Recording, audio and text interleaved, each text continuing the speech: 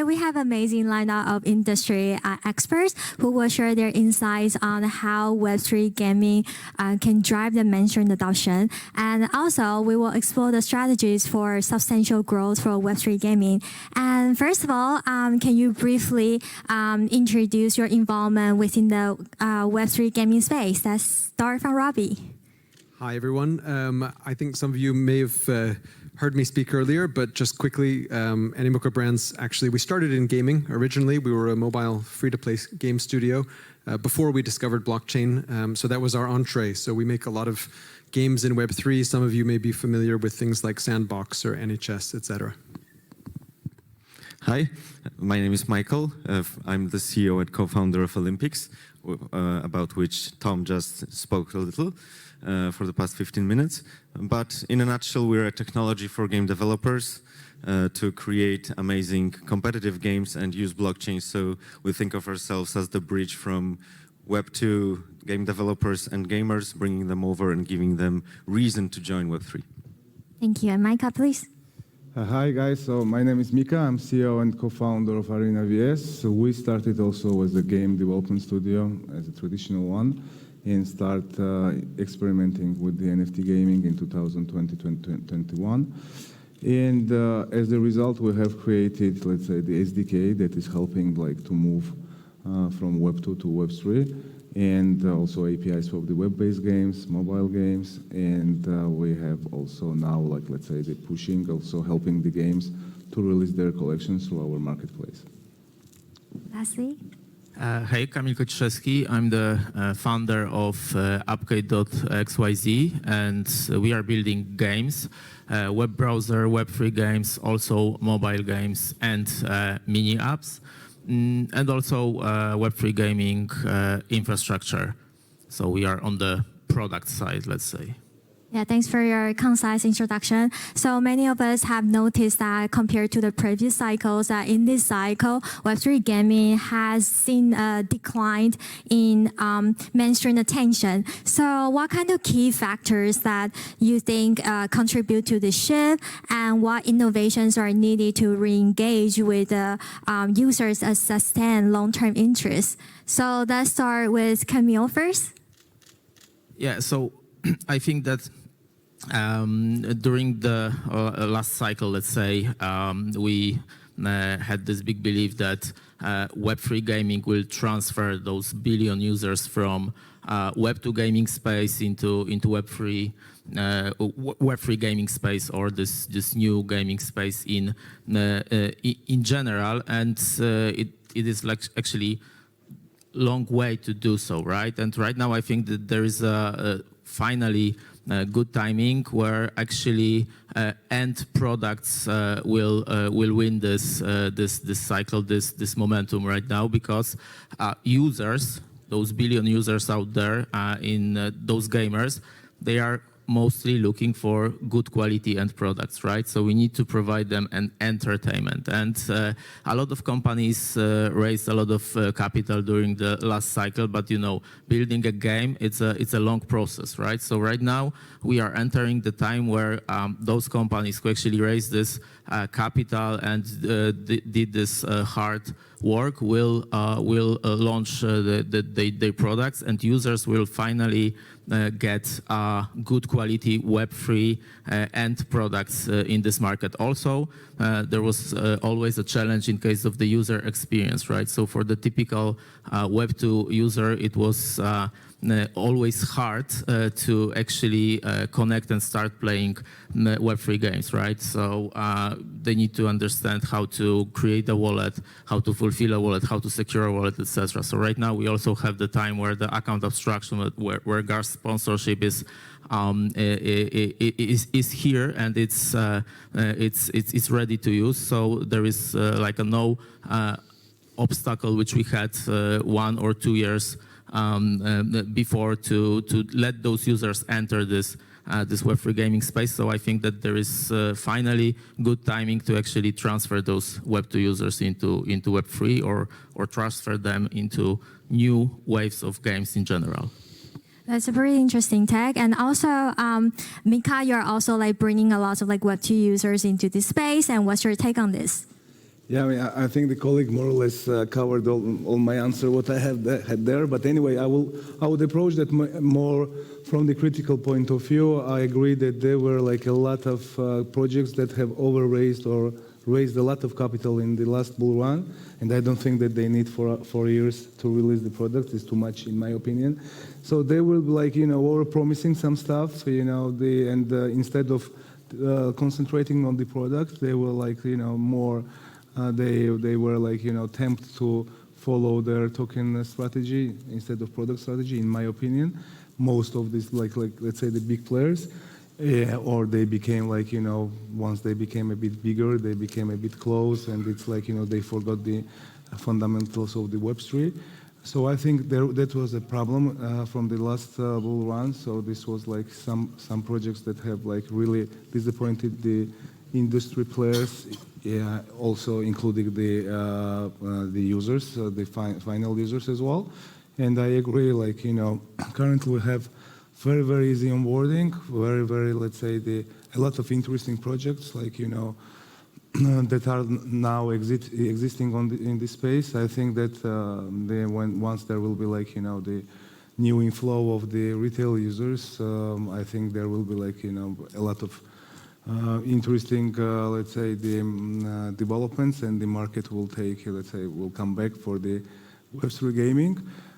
But even though, like, even now, like, anyway, there are like some projects still trying to keep this, let's say, the difficult UX. Like, there are like some web games that, for instance, the problem that I see also when even me, I want to try some game, before I, like, understand what type of game it is, like, if I like this one or not. Anyway, the developer is asking me to connect the wallet, for instance, right? So there are, like, also this, there are like also, like, let's say, the remaining part of some game development studios, or I don't know, the end products here on the market that are still not so flexible. But of course, compared to last cycle, there is, like, I don't know, hundreds of interesting projects that doesn't require you a huge knowledge of the Web3 in order to start experimenting the product. So I'm, in general, I think it's the only problem now. What I see is, like, the new interest coming to the market, like, inflow of the retail users and gamers. And I think for that moment, I think the industry is quite ready. Thank you. And then, Robby, that you've been working with a lot of games and you have like a huge experience in investment. What's your take on this? Okay, I'll start. I think if we look at what's happened over the last 4 years, obviously gaming was a big part of the narrative in sort of the peak of the bull, and I think it was in 2021 and 2022, and that was fueled a lot by the success of Axie Infinity in particular. And I think that experience, I think, maybe set people's expectations quite high, but then they forget that games take a long time to make. Maybe not 4 years necessarily always, but definitely they take a while to make. And also I think that it's a matter of expectation management, because what I've observed is that you have lots of games across Web3 that are really popular amongst a core audience of users who love to play those games. People love, not just Off the Grid and Pixels, but lots of smaller games too. And I think that's one of the things that we see Web3 doing really well, which is figuring out how to create a monetization model that actually serves really passionate fan bases that are smaller. Because the Web2 game model was, well, we have to have 20 million users or 30 million users because we only make 2 cents per user. But in Web3, if we can make $5 or $10 per user, we can afford to have a much smaller audience who is much more passionate, and we can give them merchandise, we can give them fan fiction, we can keep them really engaged. And actually, if those of you are familiar, my friend Sammy, who has a game called Cross the Ages, is here today. So if you find him, talk to him, because they're a perfect example of this, where they're just combining lots of traditional IP building techniques, but it's for a hardcore fan base. And I think this is something Web3 does really well. Yes, thank you for this. And Michael? I didn't think we were going to be talking about fan fiction, but okay, here we are. Well, I think that the smaller interest about Web3 gaming right now is maybe more about broken promises or expectations that were set really high. I think that previously. That's something that also Yad from Animoca is saying during his presentations, that the fact that you can give away money, give away value to your users with airdrops, with all those campaigns that incentivize users to check out the game, play it, even at the very early stage. It's kind of reverses marketing strategies, because you can pay that, you can spend that budget that you normally during game creation have for marketing. You can spend that and give that to your users, and that is very powerful. But that's also, kind of becomes sometimes twisted on its head and gives the users wrong incentives. So they try to extract value, and after airdrop, you have those users that are not really staying and bringing value within your game. And so I think that the expectations that have been set also apply to, at the beginning it sounds like a great idea to take a free-to-play game in its model with coins that we have, hard currency, soft currency, and just move it over, make it Web3-fy it, tokenize it, and have a open economy. But of course, those business models, as Robby said, those business models from free-to-play do not directly translate to Web3. And so, I think, after the initial push, initial popularity, and initial airdrops that have been given, people kind of realized that it's not that simple to create a Web3 open economy that works and that monetizes a game well, and of course adjust it also for user bases that are here. Michael tapped into quite a lot of the problems currently in Web3, and actually Web3 game makers have a lot. It's very difficult for them, because not only they have to create a game that people like, but they also have to create a community that cater to a lot of different audiences. Basically, you just have to have a little bit of everything for people to engage. And coming to this, that a lot of gaming tokens often experience that sharp price drop after the TGE currently. And what steps can those Web3 gaming projects take to mitigate negative market sentiment and build stronger relationship with the players? So that's from Michael. Pick out this conversation again. Okay. So I touched upon this a minute ago. I think that when people, when game developers, game creators try to utilize that power of Web3 in kind of an easy and obvious way, promising airdrops and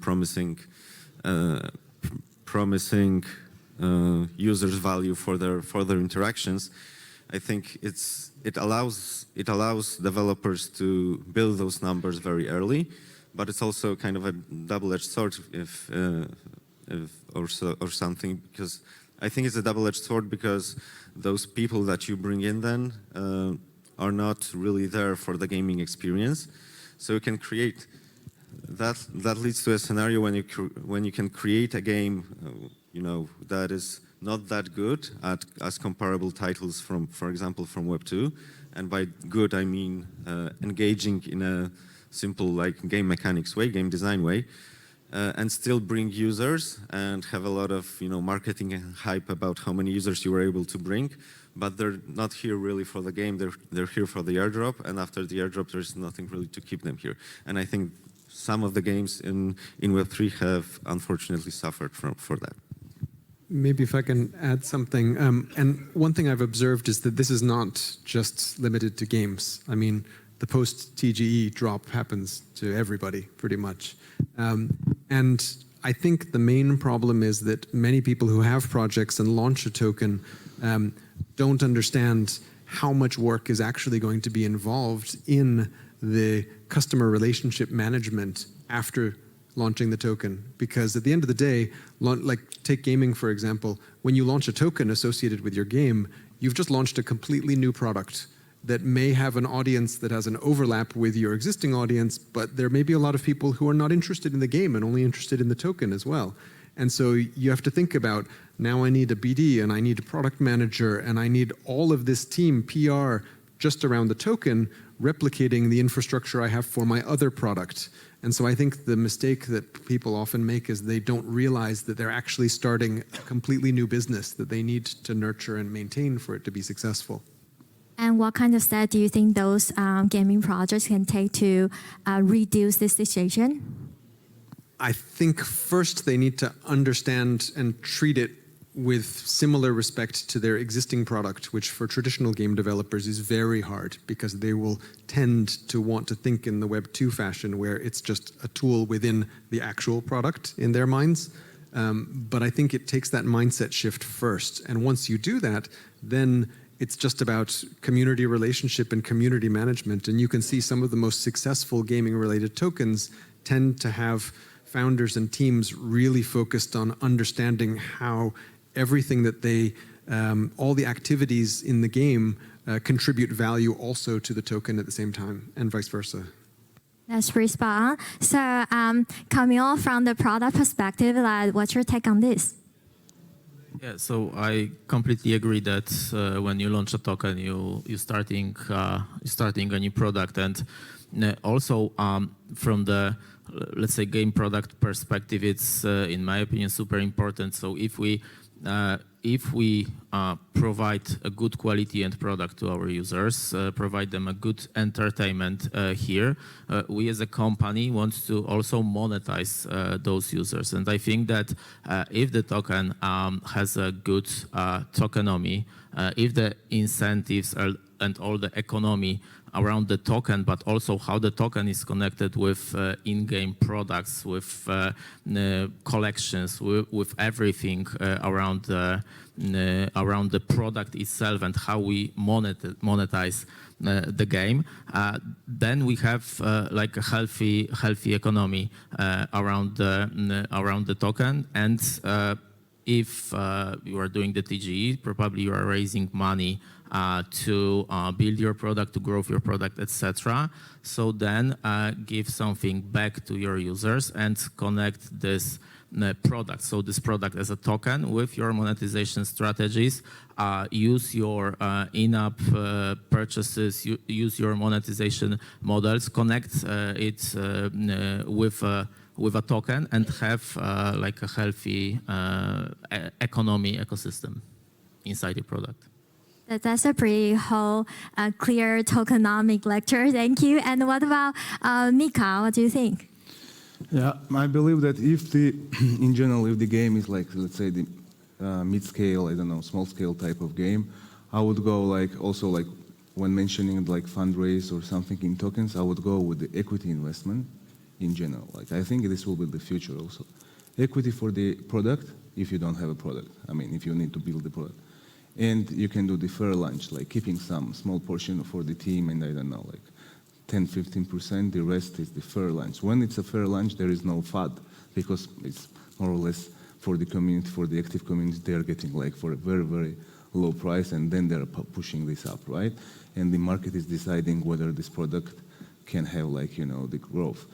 So when I see like small or medium sized of projects that are like, you know, getting to the big exchanges, I don't know, getting like, you know, raising a lot of funds, of course, then you understand that there will be a big sell pressure, right? Because the people that got this token for the discounted prices, they will be cashing out. Also, like recent mindset that is like coming to the market through these meme coins is also terrible. It's like also not related only to the meme coins, to all the tokens, like type of gambling type of approach from the users, like, you know, buy in the morning and sell in the evening.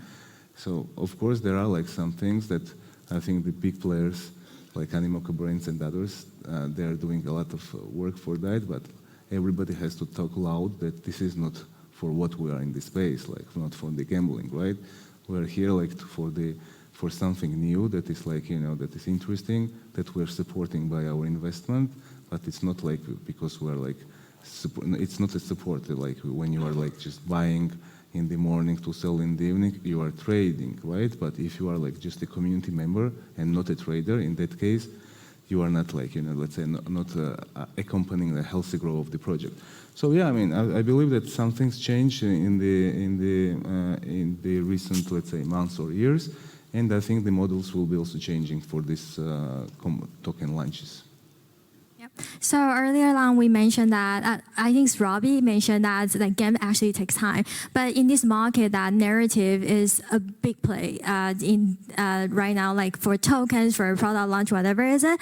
And sometimes that what you're building on or what you're working on, especially in games, when it develops like a few years to take, maybe that what you're building on may no longer be the hottest thing in the market. So I'm sure that a lot of like Web3 gaming projects faces an expanding range of competing narratives, and what approaches can those projects take to maintain relevance but without losing their core identity? So let's start with Kamil first.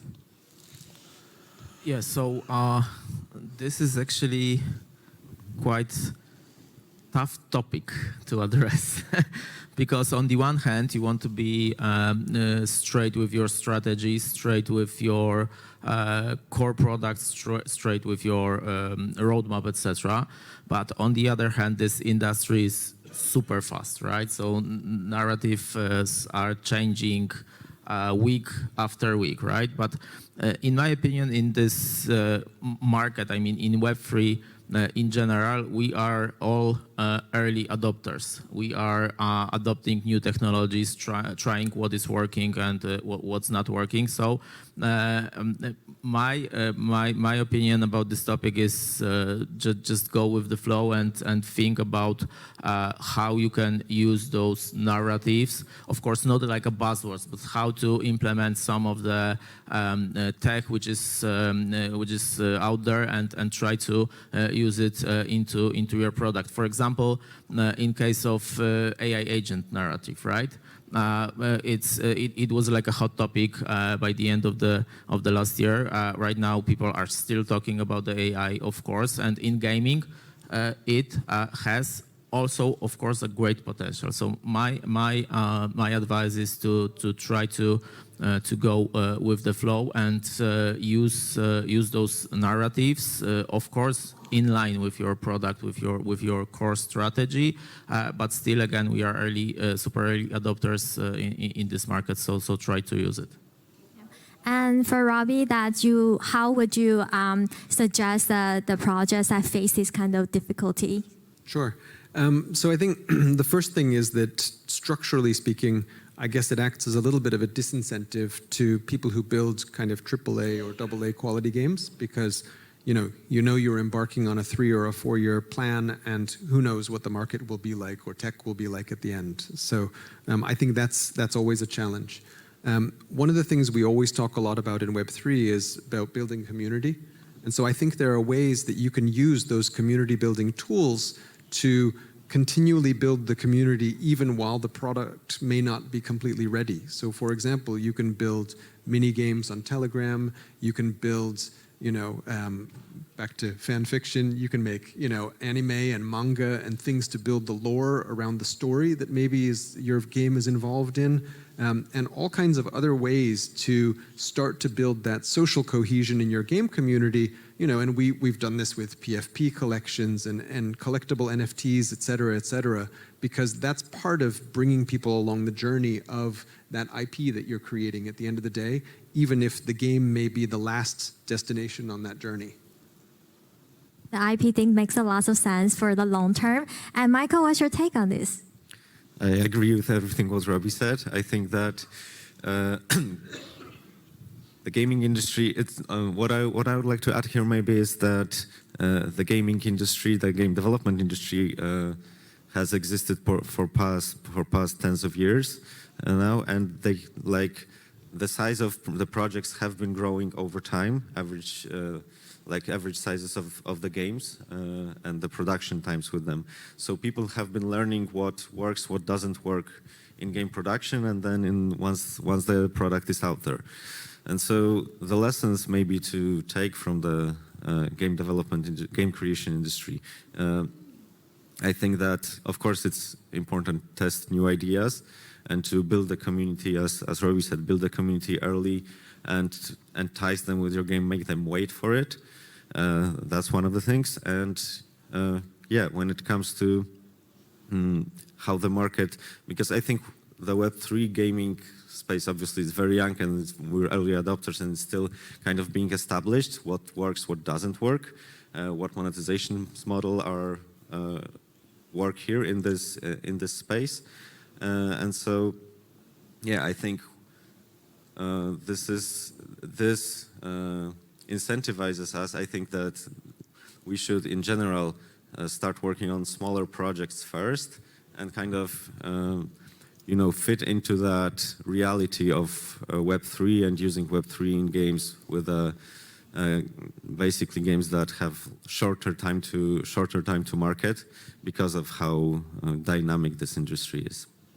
That's pretty good advice.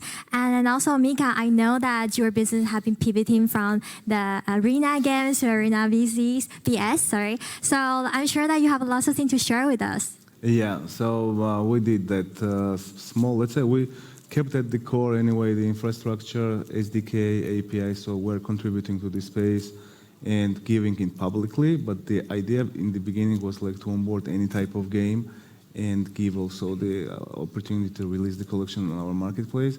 Now we're saying that you can use the tooling, but if you want to release the collection, we need to figure out how you are doing that, all the strategy to make it like to make sense, to prepare all these communities that are around us in the Discord and stuff like that. So what we did is like, it's like, we called it like virtual space because now we're saying that it's a games plus it's type of studio that is helping projects to go to the market, to using our marketplace, our let's say the communities around us. It's around 300 plus in Discord, and all the let's say the related tools to accelerate their accelerate their progress through the tooling, through the community marketing, and through the NFT marketplace. So. Yeah, this is about us. In general, I believe that there is the syndrome also, everybody knows, like of the dead horse, right?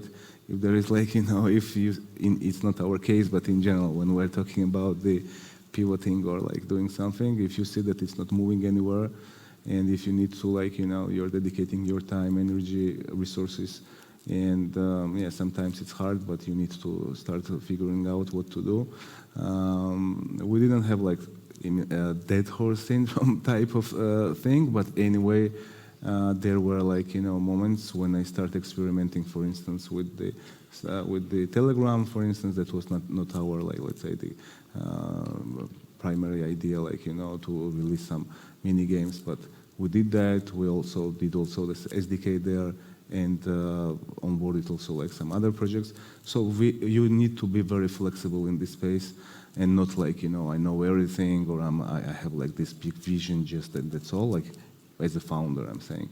And in that case, I think then step by step, like, you know, then you are like narrowing your real, let's say, the core strategy or core business that you believe that in the next 2-3 years will be giving you the energy and the motivation, like, you know, to push on that. So yeah, I believe that the important is to be flexible, but to keep your core, let's say, the ideas, because when anyone starts, he's like also like, you know, you are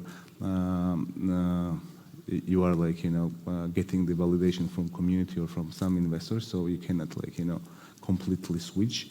But you know, to experiment a lot of stuff and be very flexible, I think this is the very important for the founders. I love what you said, that you have to know that what you're building, what you're believing, but you also have to be very flexible in this market. And we do know that there are a lot of, over the past few years, there are more and more Web2 gaming studios that integrate the blockchain technology. But actually that, I believe that in the future, that nearly all games probably just gonna have the on-chain elements. It just comes down to that which aspect of the games are on-chain and to what extent. So as a lot of like established Web2 gaming studio started to migrate into this market, actually that it affect a lot of single Web3 game, like mini games or arcade games, to survive, to attract new players. So for Michael, what's your take on this? Sure. So I agree that in the future, probably most of the games will have some on-chain elements, and you know that makes sense. But I also, on the other hand, now we're especially smaller studios, are looking in the... I don't know if you're aware of the situation in the Web2 gaming market, but it's been getting, let's say, more difficult for smaller studios, especially with small titles, to, reach their desired audience. So I think, and now it's, going to be a little bit self-promotion, because with Elympics, what we're doing is we're actually allowing and bringing over those Web2 game developers who work on mini games, arcade titles, and we allow them with little to no additional knowledge, additional skills, to add the competitive aspect to their games.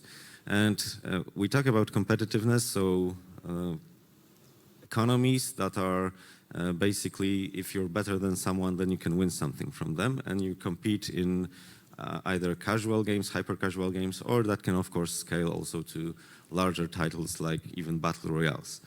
And why I think this particular competitiveness makes sense is because that's something that is very easy for an average Web2 developer and Web2 player to understand, to answer the very simple question, why do you need blockchain in this game? So for developers, especially like for Web2 game developers that knew how gaming economies in free-to-play work, it's, I would say, difficult not only from the technology part to join Web3 in general, and it's not only a skill issue, but it's also a why would I do this issue, that they do not, maybe it's not that easy for them to comprehend on what Web3 really allows them to do, and why would you do that. And I think that in the case of competitiveness, the simple answer that you can allow your players to play against one another and have some kind of value transferred between them, and you can build your monetization model on that, of course. That is something that is like a very easy yes for game developers. Why would I do this? Especially if I have a casual skill-based game, or even an arcade title, to bring that over and try this Web3 thing out. And that argument also applies to the players. So if I have a casual game that I'm playing, like say pinball, say Flappy Bird, if you were to play this casually, you feel good about yourself, you're improving your skill, and now you want to take a simple bet against your friends, let's say on a Telegram group chat. And so first of all, we allow that, but of course from the onboarding perspective, I think that's a very easy sell for players as well. Why would I connect a wallet here? Why is it required?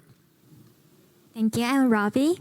So I completely agree with that. I think also one of the key challenges is basically financial knowledge, right? And financial education. Because I think one of the things that I've observed is that often game developers are reluctant to integrate those Web3 features because they view it a little bit like, it's like living in an apartment, right? You can rent the apartment or you can own the apartment, and to some people it's the same because you still live in the same apartment. But actually it's because they don't understand that asset ownership unlocks lots of other financial potential, right? You can remortgage it, you can get a loan on it, you can start a business with your mortgage that you take. There are so many things that ownership unlocks. And I think that that part is sometimes lost on both Web2 game developers, but also game players. And so it's our job as a development community to be able to display what those features and those functionalities are, like, competitive leaderboards and things, and people being able to, compete against each other and start their own peer-to-peer tournaments and stuff. That's really cool, and that's something that you really can't do in an efficient way in a Web2 environment.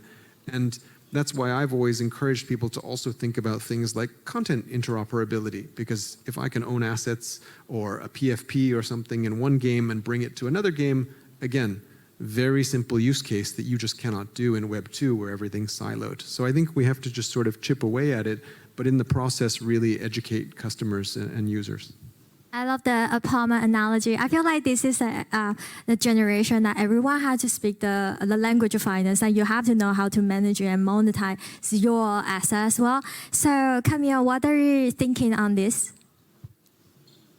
Yeah, so it is the part of Web3 revolution, of course, right? So to own your assets, and I am a big fan of this approach to using one asset in one game, and then have these assets in another game. So that's why we have those ecosystems, and this is what we can have and have as a result of this whole revolution.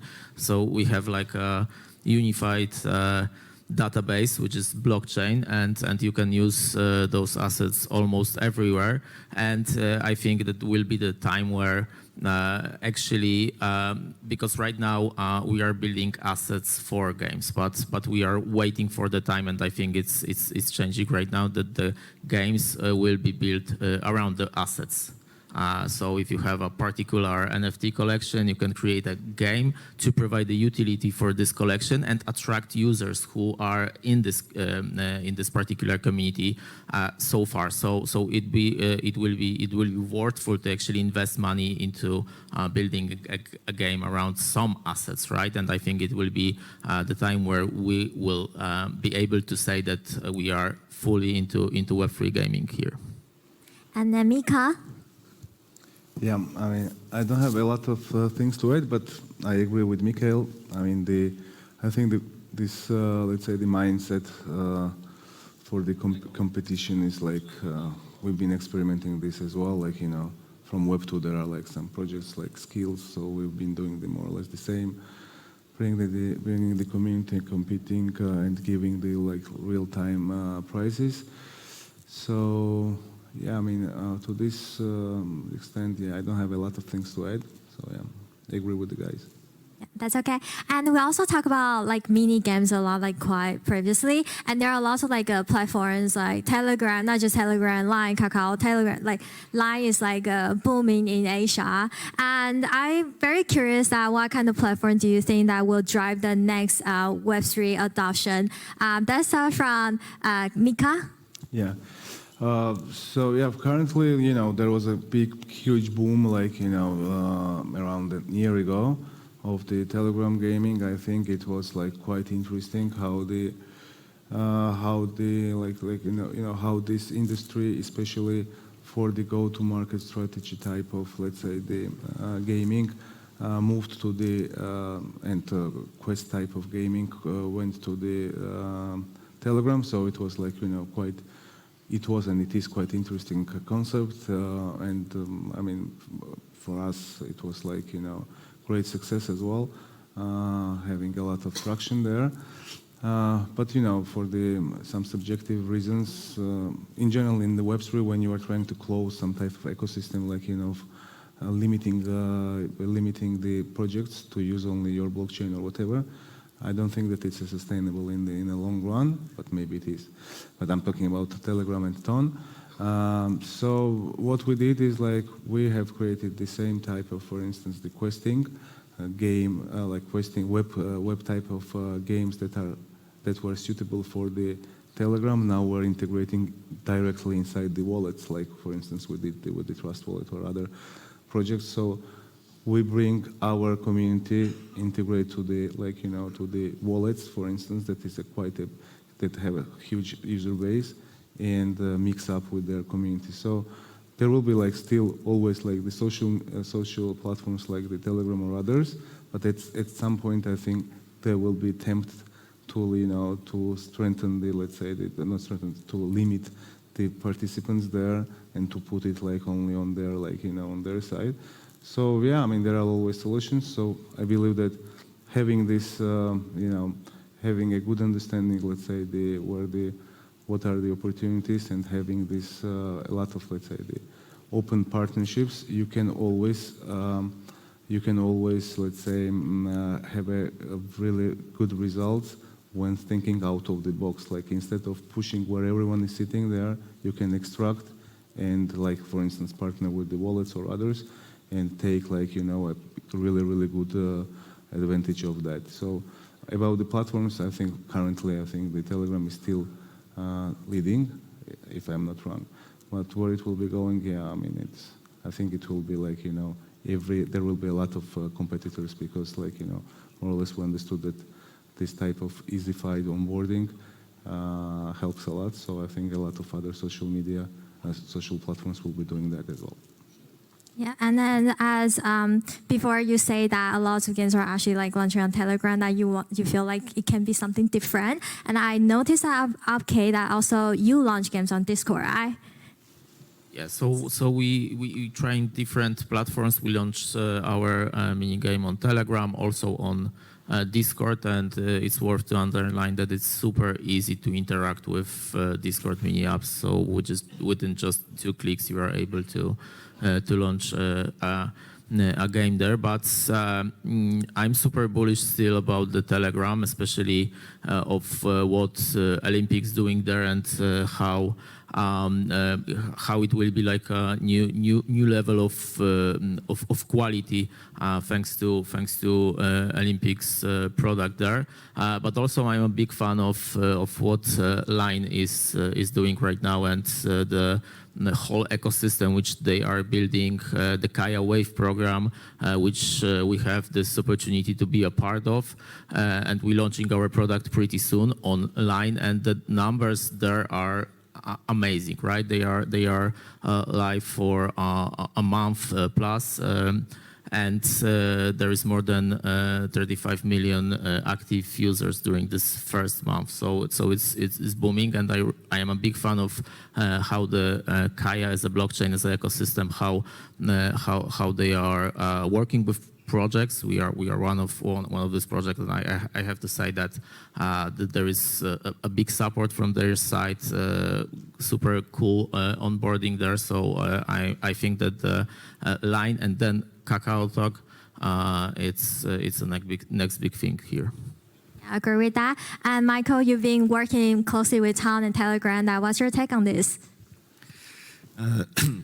Why is there like people think that we work closely with Ton and Telegram? Yes, we are integrated, and so every game that is built on Olympics can utilize competitiveness on Ton, but the infra is meant to be chain agnostic, so it's going to be up to the game developer. And Telegram, I think, is a great platform because we are all about competitive gaming. You have to, in order to play competitive games, you have to have people to play against. So that's why in platforms like Telegram and social platforms in general, that makes up a good environment, a good publishing space for competitive games, where you have group chats, when you have social interactions. So that's like, obviously that was a very easy choice for us. I won't go into the discussion on their decision to close only to the Ton blockchain. However, what I would like to say is that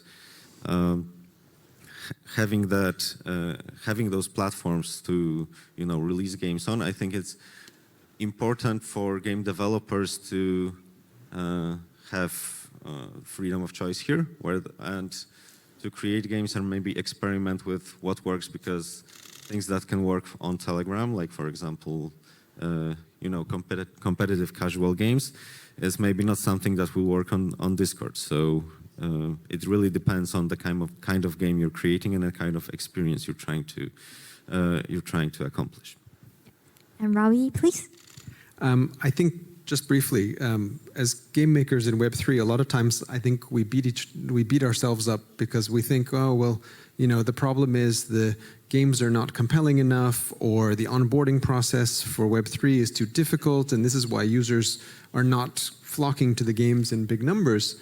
But actually, we have a massive distribution problem fundamentally, because all of the traditional game distribution vectors, whether it's Apple or Google or you name it, are essentially closed to Web3, right? In fact, the entire United States of America was closed to Web3 until recently. And so this makes it very difficult for us to distribute our products, and this is why we talk a lot about platforms like Telegram or Discord or Line, because these are platforms that are starting to finally open up to welcome Web3-enabled products. So I actually think that once we see more of these distribution platforms opening up to Web3, then the product will sell itself. That's a very good take.